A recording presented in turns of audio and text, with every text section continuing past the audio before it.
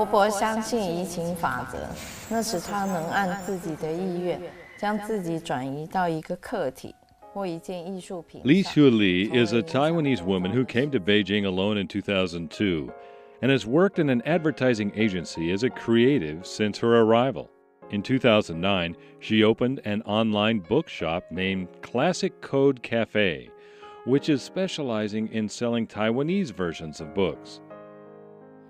2 years later, she opened a physical bookstore in the Chinese Academy of Oil Painting in Beijing's Gaobeidian district. 在接受这个采访之前，我这2天一直在想一个问题：是书店会消失吗？我觉得会。我觉得会。Ms. Li says that electronic reading will inevitably replace reading an actual book as a result of technology and our modern times. That said, she's willing to explore how bookstores are surviving. She got into the habit of reading at a very young age. During the Spring Festival of 2009, she reads one of the bestsellers of the year, the Taiwanese edition of Warren Buffett's biography. She arrived in Beijing with roughly 200 pages of the book unread, so she bought a mainland version of the book in Beijing to finish the story. 那个大陆的译本不及，就译本不好，我很想把它看完，然后那时候就很生气，就跟朋友说这件事情的时候，然后呢，我们来开一家书店，然后说，就在淘宝开啊，那网店的名字也申请了，可是就是没办实名认证。一直到有一天，我记得那个时候是3月的时候，有一天我上网，那天夜里我看到沈从文在文革时候的自白书。沈从文在我的心目中永远是中国第一个拿到诺贝尔文学奖的作者，就是文坛上的骑士劳斯基。他们内心极其的宽厚而温暖、柔软。Shen Tongwen, a Chinese writer, passed away in 1988 at the age of 86. He was excluded by the government and some other writers in the political activism since the 1950s.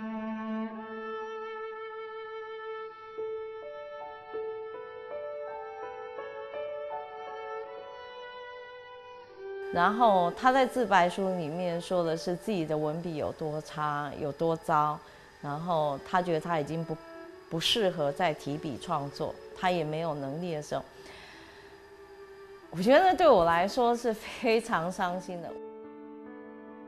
Miss Li wrote to her friend to express her anger that Shen Tongwen had suffered in his entire life. She felt a strong sense of responsibility to inform the public of brilliant writers and enjoy the beauty of their literature. She believed literature should not be controlled by politics, religion, or even faith.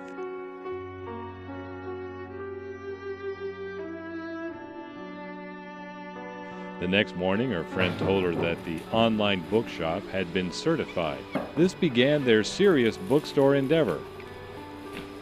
At first, the books sold at the store were all read by Miss Li. There were about 60 of them piled up at her home. Then gradually, she began to sell books that were recommended by others who she knew had very discerning literary tastes. 因为台湾只有2300万人，你扣掉不爱看书的，扣掉文盲，扣掉不爱看书，扣掉不能看书的人，对，其实基数很少。那台湾的书价相对就很贵，对，然后可是因为阅读人口少，然后书价就会偏高，然后所以台湾的书又做得很精致。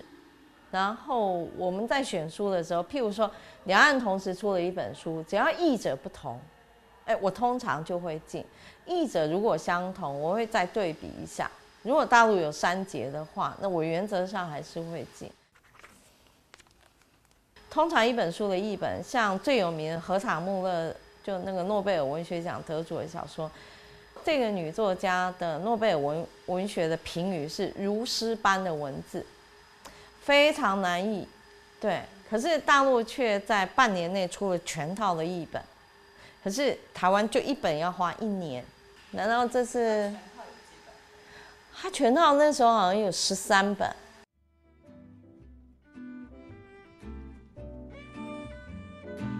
Ms. Lee said that she wants to sell books which are worth reading for the rest of her life. These books include titles which have won Nobel Prizes and book prizes, as well as picture books, movie books, or books on anything from the history of music to homosexuality. If there is ever a book signing, she will wait several hours to get a signed copy of a book. Since the opening of her bookstore in 2009, the number of books she sells has gradually increased to nearly 1,000. However, it's a hard way. She often faces embargo issues when certain books are brought from Taiwan to Beijing.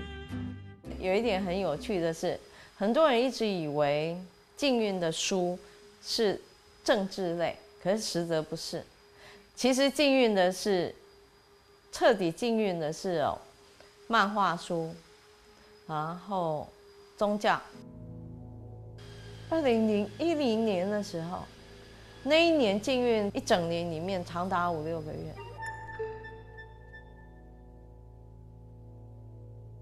Her embargo issues are usually related to political concerns.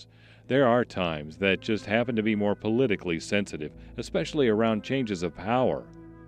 At the time she wrote, "I wish you good luck, my dear literature." For Ms. Lee, reading is not just about learning new things, it's a way of life. Even though having an online shop is more convenient, she still really wants to open an actual bookstore. In 2011, the Classic Code Café opened in the Central Academy of Oil Painting, and its rent was 1,000 yuan per month.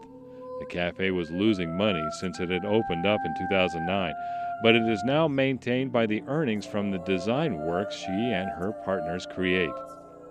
这个世界上有太多可能不真实的东西，所以让人感受到真实的存在是很重要的事。所以我们会开实体店，其实也理所当然。实体店是很真实的，你不能活在一个虚拟的人生里面。在接受这个采访之前，我这2天一直在想一个问题：是书店会消失吗？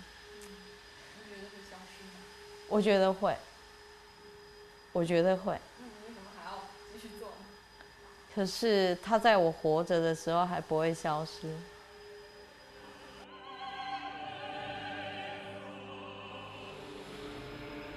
在我的价值观里面，跟一个你走一条即将消失的路，我觉得都是一样迷人的。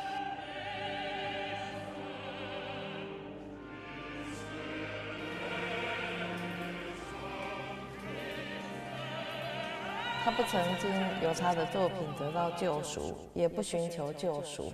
他设法去看别人看不到的，那只属于他自己的想象力投射。